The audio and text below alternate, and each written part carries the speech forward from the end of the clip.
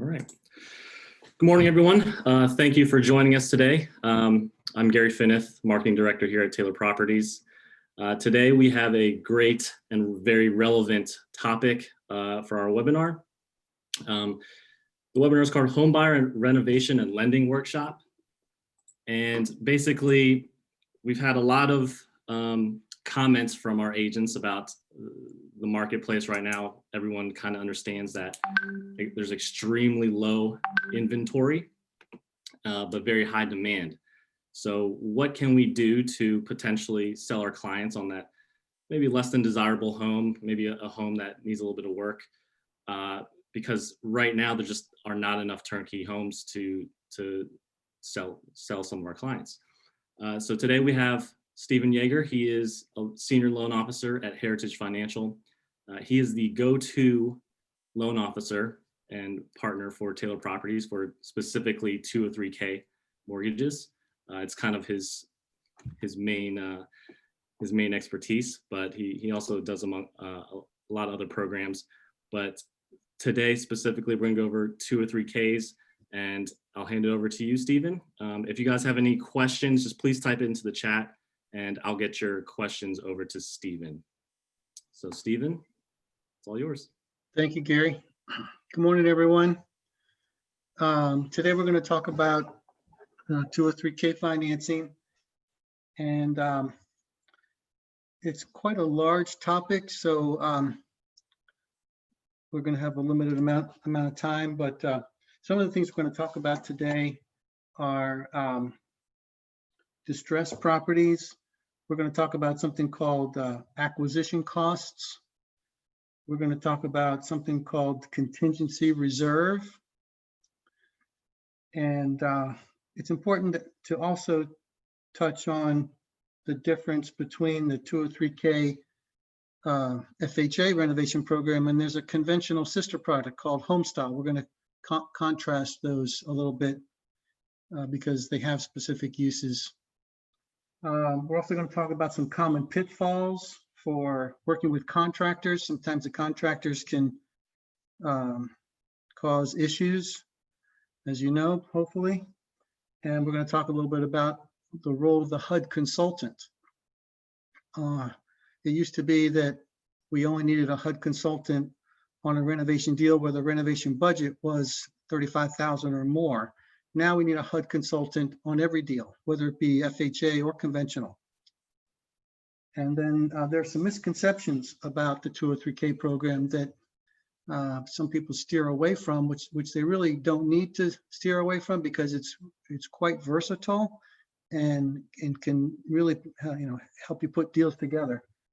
So we're going to talk about some misconceptions about the 203K program, and then at the end, hopefully, we're going to have some questions, and then we might even have an opportunity to do some role playing. So I might need some volunteers towards the end of the presentation. Okay, so there's basically two types of 203K programs. One is called the standard, and one is called the limited. The standard is a renovation loan where the renovation budget is above $35,000. And the limited is for renovation programs that are less than $35,000. In general, if you're doing an increase to the footprint, or if you have mold in the property, major renovations, you're going to need to do the standard program. The smaller cosmetic types of renovation plans can be, you can use the limited. And then there's another one that's a lot of people don't know about. It's called a repair escrow. That's for $5,000 or less of renovations.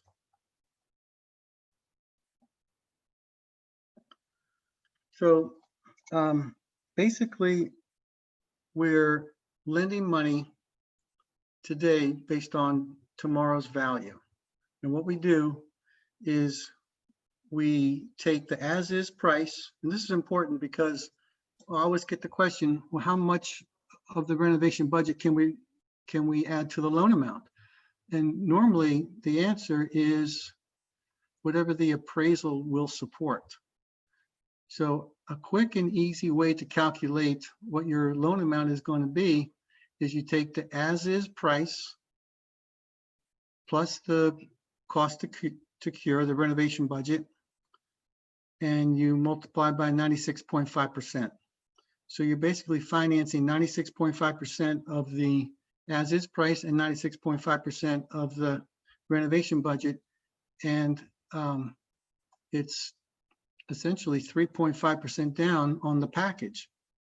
So when you're talking with your buyer clients and you find a property that might need some renovations, generally it's $5 per thousand for every $1,000 that you increase the renovation budget or the sales price.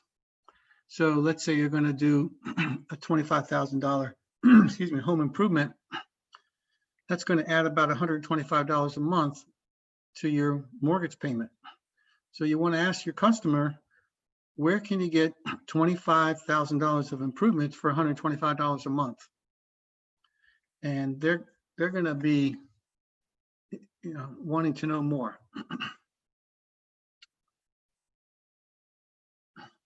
So on the 203K program, you can use it as a purchase or you can use it as a refinance. You cannot take any cash out on a renovation loan. And then you can do minor renovations or you can do major renovations where you would increase the footprint. You can put a second story on the property. You can convert the property from a 1-unit to a 2-unit. Basically, what the limitations are what the appraisal will support. So you want to run the comps, and as you know, mostly the kitchens and bathrooms and things that bring back high dollars for the single dollars that you invest are the things that you're going to want to include in your renovation budget. Even we've had actually one question just come in, Mary Ann. Is there a VA option? Yes, there is a VA renovation option. And that's a particularly attractive program because with a renovation loan, it adds another layer of risk. A renovation loan is a regular mortgage and a construction project. And in most cases, you need a buffer. The lender wants a buffer, which is the down payment. But on a VA loan, you can do 100% financing and you can roll in the improvements. So yes, VA does have a program.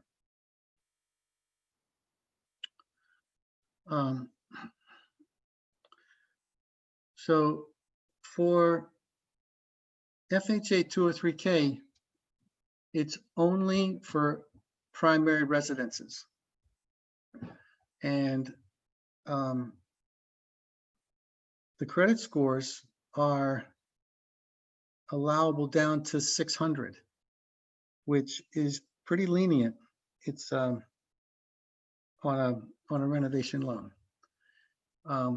If you compare that to conventional renovation financing, which that program is called Home Style, they offer primary residences, second homes, and investment properties. Now, with these programs, there is a feature that you can incorporate into your renovation budget.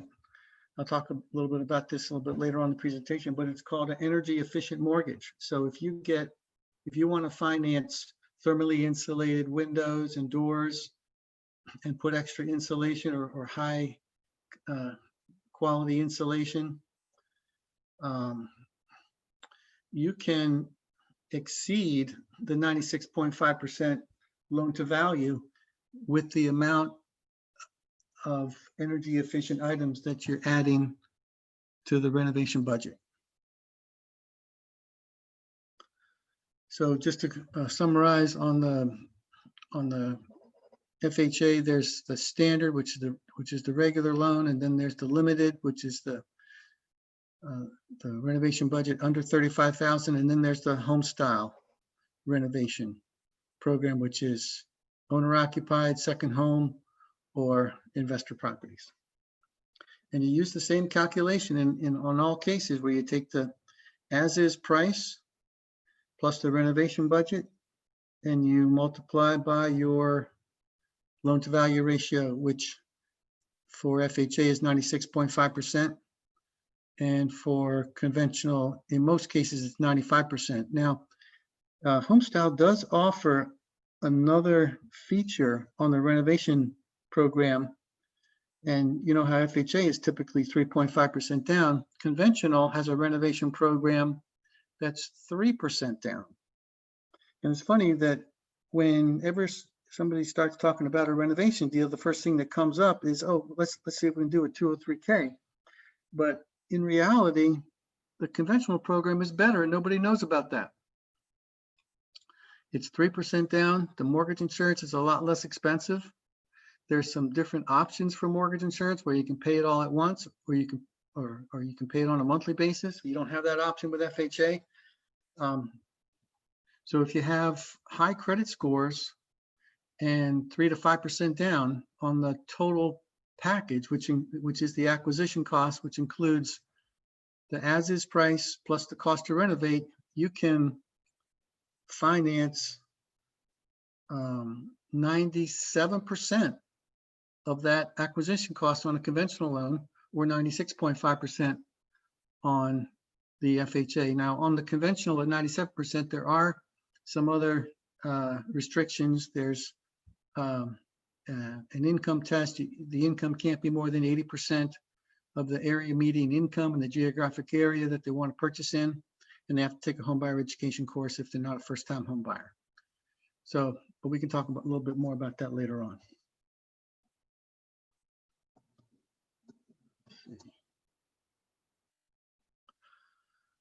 Okay, so when we do a renovation loan, the steps are important because I get calls frequently where it's a 45 to 60-day closing and they're 35 days into the process and they haven't ordered the appraisal and they haven't been able to nail down the renovation budget with the contractors.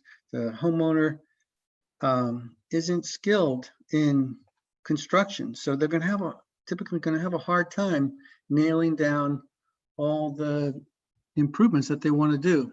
And keep in mind that there's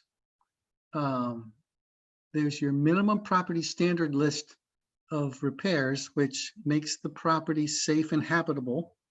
And then you're going to have your list of elective items, and you can have both as long as you don't exceed what the appraiser will tell us that the market needs to support. So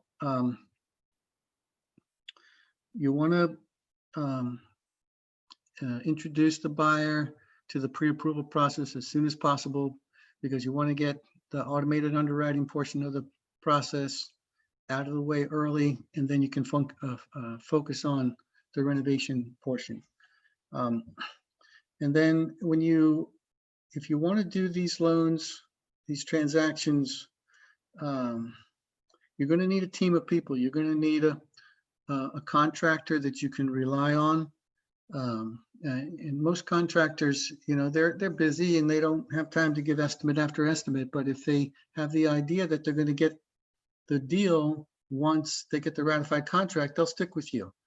And so we're going to need someone that can do project estimating.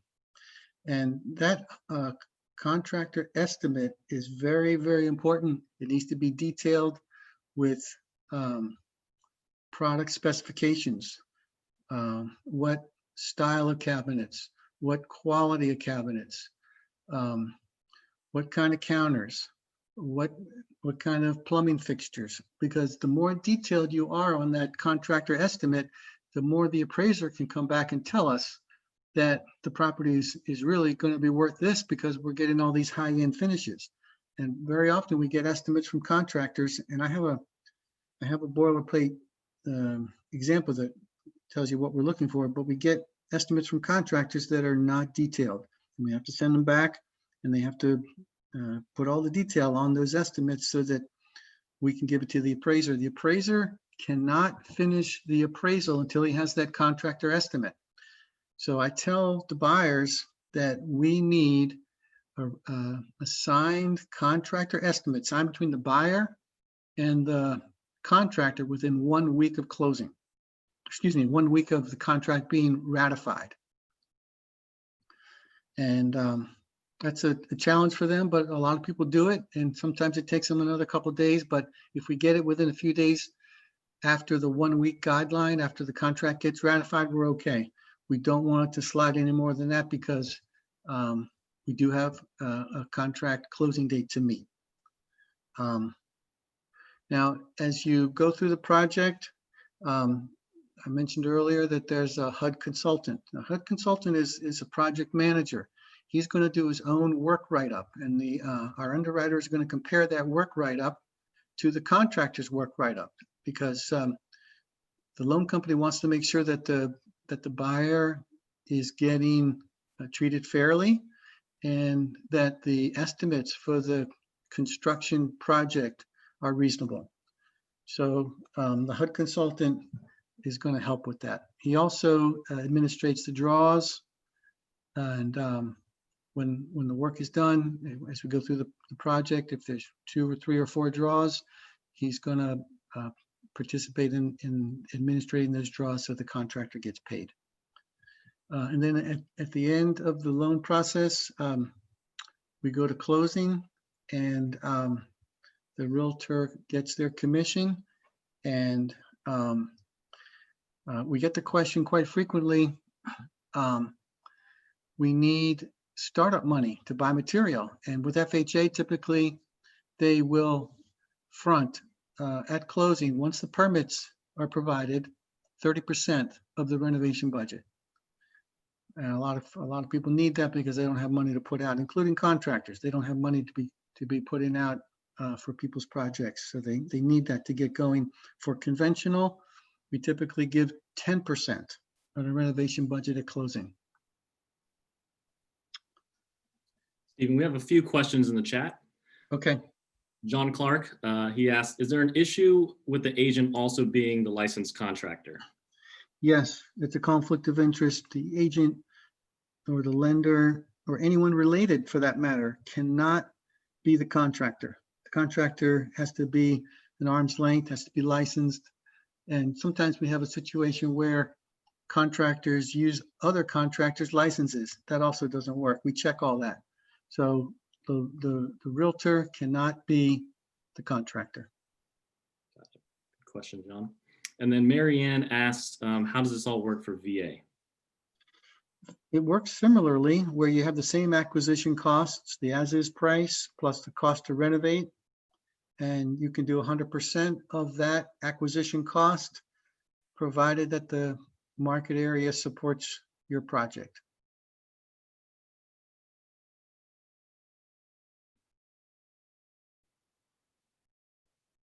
Okay, so we can do 1 to 2 family dwellings. We can do mixed use properties. Mixed use property typically is like a 3-unit building where the top 2 units are residential and the bottom floor might be a general store. And the commercial influence typically can't exceed more than 33% of the total square footage of the property or total use of the property. We can do urban, suburban, rural properties. We don't do manufactured housing. We can do condos, and generally up to 4 units.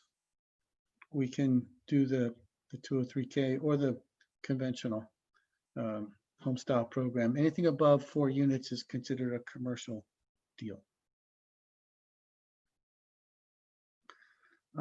So we have minimum property standards. And then we have, I mentioned earlier, we have the elective items. We can do HVAC, we can do the plumbing, we can do electrical, roofing, siding, joist foundation. We can do appliances. So those are your minimum property standard list of items. Those have to make the property safe and habitable.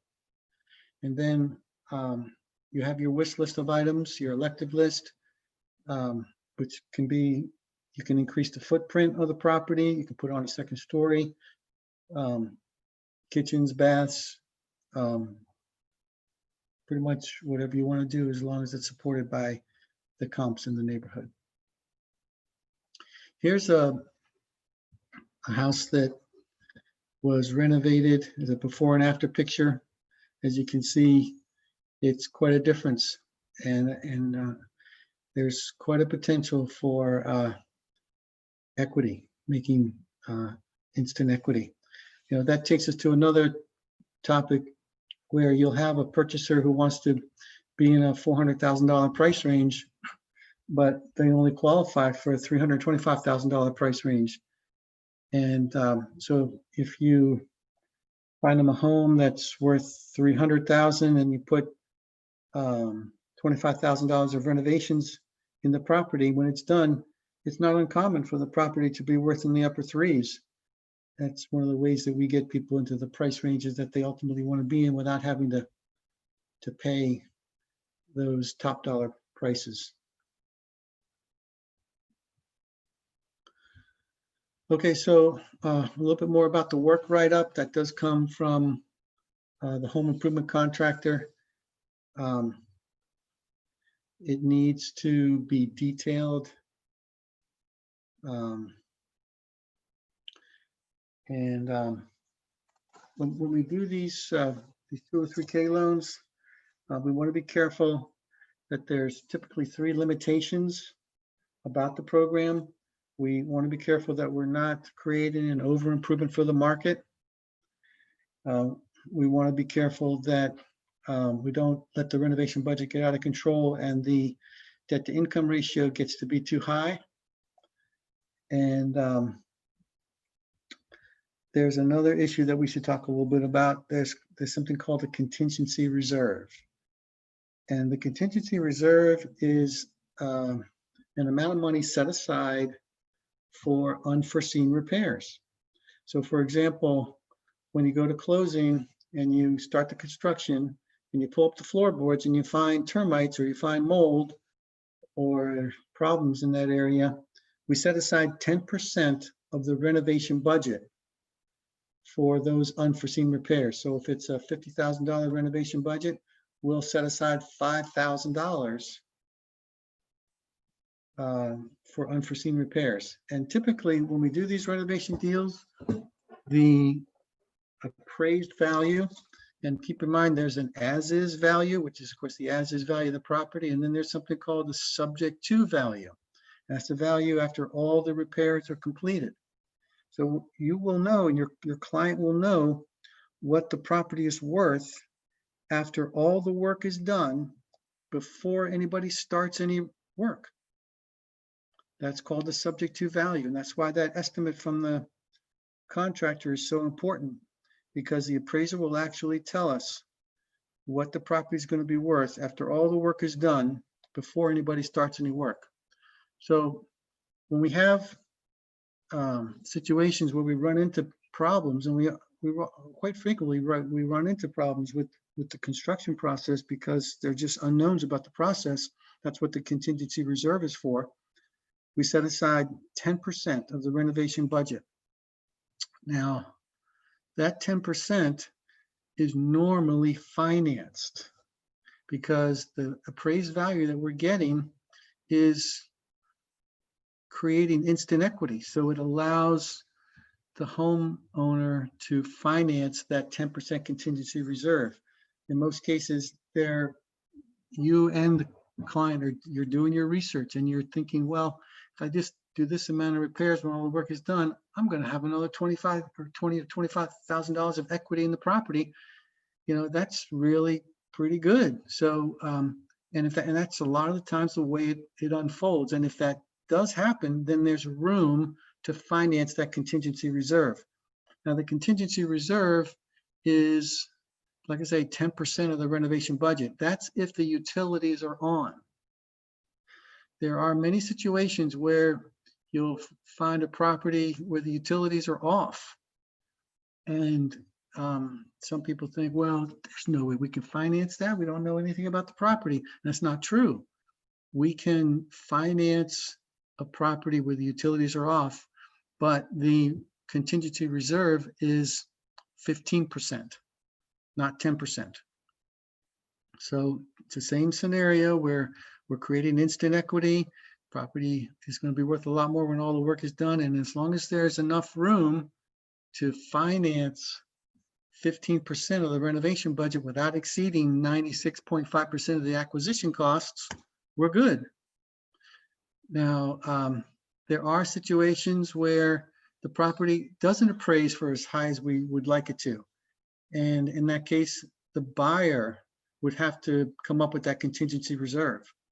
So rarely does that happen, but if you are running your numbers carefully and your expectation for the equity at the end of the project is realistic, then you shouldn't run into that problem.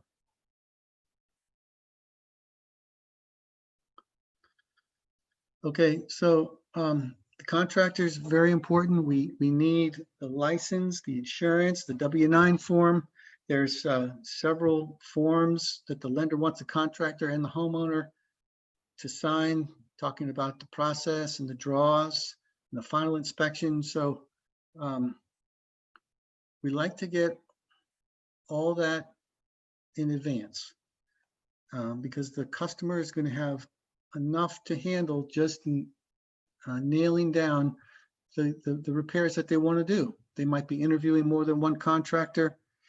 They're going to be, you know, it's an information overload in a lot of cases for a home buyer. And then you add a construction project on top of that, and it's just a lot to digest. So we want the contractor to be part of the team early on. Hopefully you'll have someone that you already worked with.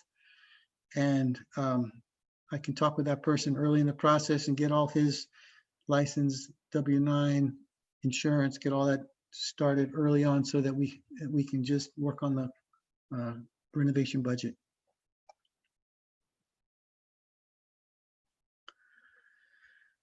Okay, so typically when we go to closing, the renovation budget is held in escrow.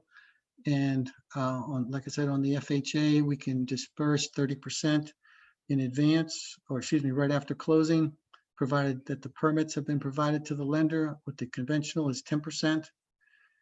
And then as we go through the process, if it turns out that you don't find any unforeseen repairs, everything is unfolding as you had hoped it would, that contingency reserve at the end of the project, once the final inspection is completed and signed off on, that contingency reserve goes back to the mortgage balance. If the customer came up with it out of pocket, it goes back to the customer. Here's another before and after shot. As you can see, there's quite a nice number of things we can do with this program. And then a little bit on the energy efficient mortgages. You can finance the high efficiency appliances, HVAC, windows, doors, and you can actually exceed the 96.5% maximum loan to value with these energy efficient items. And here's an example where the savings from utilities with the energy efficient items, as you can see in one example, the estimated utility cost without the energy efficient items is $264 a month. But with the energy efficient items, the loan amount is $7,000 higher, but the utilities are $177 a month compared to $264 a month. So at the same interest rate, you're going to have a lower monthly payment because utilities are lower and you finance those energy efficient items.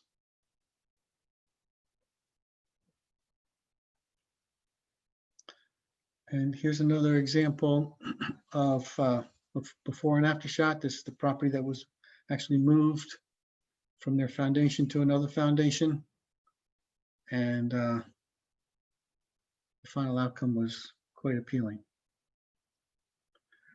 So you want to make sure that your project has a reality check in terms of whether or not it's supported by the market value when the work is done. So you want to take your estimated cost of renovation and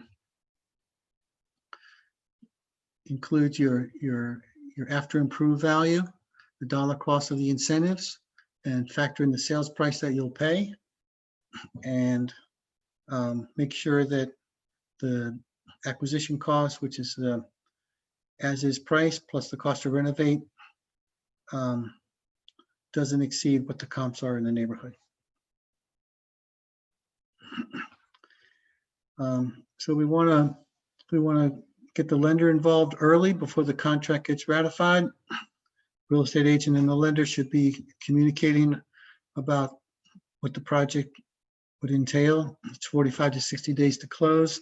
We want to start the application quickly, and we want to keep the contingencies in the contract as far as the appraisal, because as we're building, excuse me, as we're building in all these improvements, and we want to make sure that the property appraises. Otherwise, we're going to have to reduce the renovation budget so that we can finance what we want to include. And every once in a while, we do that.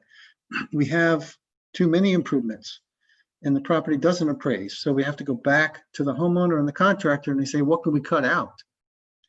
And every once in a while, we have to do that. Here's another before and after shot. As you can see, the final product is quite nice. So another thing to keep in mind, sometimes the properties are not habitable during construction, and we can finance up to 6 months of mortgage payments into the loan amount. And again, that would have to be supported by the appraisal. We're going to be building hopefully quite a bit of equity in the property because we're getting a good deal on this property, and we've run the numbers carefully to keep our costs under control. And so there has to be enough room to finance not only the contingency reserve, but sometimes they want to finance mortgage payments for a property that they can't occupy. So that's another feature that is appealing. Talked a little bit about mixed use properties, and unless your client has cash to purchase these kinds of properties, this is often the best way to acquire a fixer-upper. Some advantages of the program: it saves the home, it's built-in equity. At the end of the project, you can buy a brand new home and pay top dollar and pay 100% of the transfer taxes. And when you're done, it's not tailored to how you want it to be. So you can really have everything when you do the renovation project. It improves the neighborhood. You buy it as is. There's tax advantages and there's economic advantages for the neighborhood. And then here's another before and after shot. As you can see, there's quite a bit that we can do. So that's the presentation. Does anybody have any questions?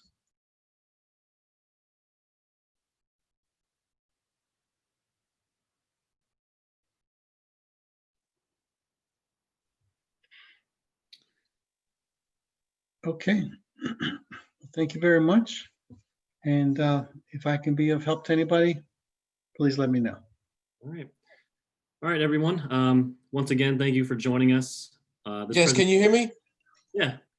Yeah, I want to ask on the renovation, how long can you hold when you do a contract like this, hold it before you sell it? The loan has no prepayment penalty, so you could sell it right away.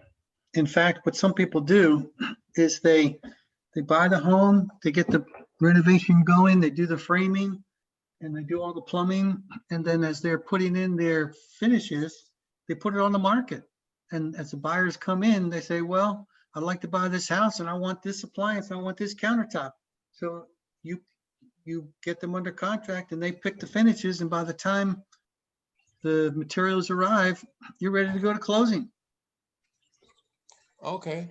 Well, what's with the 3 month? I thought you had to hold something for 3 months. Nope, Okay. there's no prepayment penalty whatsoever. Okay. Okay, great.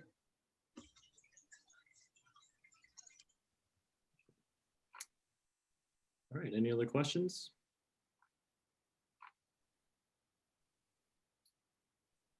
All right. So again, thank you for joining us. This meeting was recorded, so we'll send you guys the link to the recording so you can watch this again at your own leisure. We'll also be sending out the slides so you guys can go through any slide again as you wish. And of course, if you have any questions, please let us know. I'll include Steven's information so you can reach out to him at any time should you need him. And in the future, look out for more webinars from us. And hopefully this was very helpful for everyone. Thanks everyone for joining. Thank you. Thanks. Bye-bye.